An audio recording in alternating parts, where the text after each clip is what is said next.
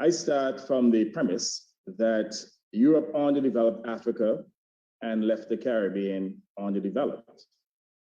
In essence, they left us with a legacy of poverty, of malnutrition, and illiteracy. Today, through their control of the global financial, economic, and trading systems, the major European nations and their North American allies continue to hold Africa, the Caribbean, and other developing countries in the trap of underdevelopment. Let us be clear, there was never trade between Africa and the Caribbean. They traded our ancestors.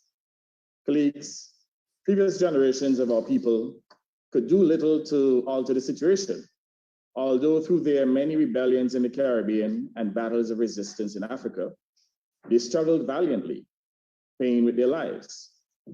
Our generation should not allow these systems that control us, that constrain us, and capture us to continue. This is starkly illustrated by the global control by a few rich nations of the production and distribution of vital vaccines to suppress the COVID-19 pandemic.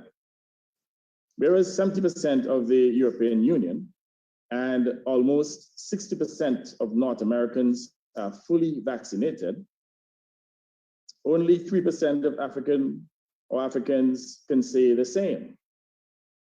This pattern of inequity is obvious in its ugliness and prevalence. Therefore, we must act together to change it. We must establish structures of cooperation to promote our mutual socioeconomic interests, increasing investment and trade, and people-to-people exchanges between Africa and the Caribbean. We should resist being pushed to the margins of international decision-making and collaborate on decisions to restructure the global financial architecture and global taxation, de-risking, climate change, the blue economy, sustainable debt, reparations, among others. The success with the African Union's medical supplies platform, the AMSP, which provided life-saving vaccines to the Caribbean people, for which we are all eternally grateful, has shown that we have the capacity to cooperate and collaborate. Colleagues, we have it within our power to demand change in the international system and to fight for it and to make it happen, but only if we act harmoniously. Between the nations of the African Union and CARICOM, we have a population of approximately 1.4 billion people with great natural and wealth-creating resources, including oil, gas, agriculture, minerals, forestry, tourism, fisheries, and much more. We are the suppliers of vital commodities to the global community and a strong market for the goods and services of the European market as well as North America. But we need to utilize those resources for our own benefit rather than to preside over extractive economies. Additionally, together we have the voting power of 69 nations in the United Nations and all of some subsidiary organizations, including the World Trade Organization. And I refer to that group as the group of 69, the G69. We have global bargaining power, but only if we use it effectively. If we sit on that power, then clearly we will continue to be marginalized. That is why I now make the following 4 interwoven proposals for this meeting to consider. First, we should create a forum of African and Caribbean territories and states under the acronym FACTS, managed jointly by the Secretariats of the African Union and CARICOM. Second, we should nominate this day, September 7th, in every year going forward as Africa-CARICOM Day.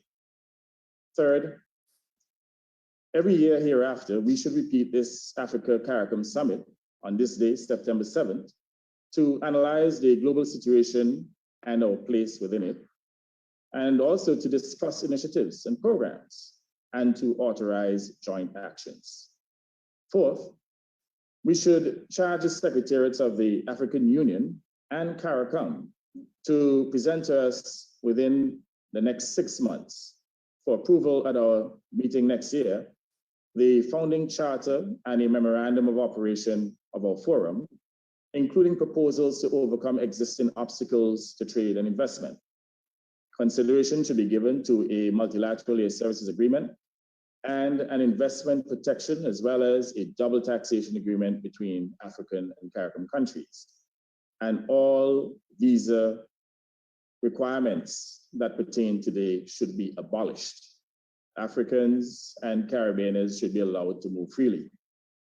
Should we agree to establish these pillars of collaboration, I urge both secretariats not to over-bureaucratize these initiatives, but obviously to keep our arrangements lean and efficacious.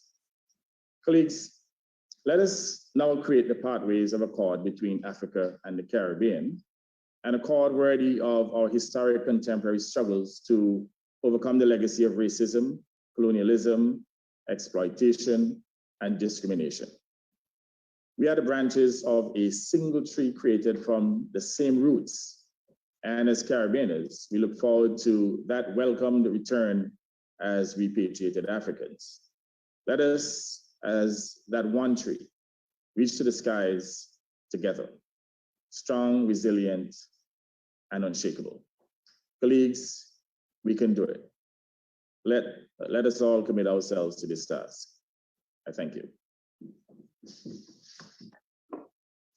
Thank you very much.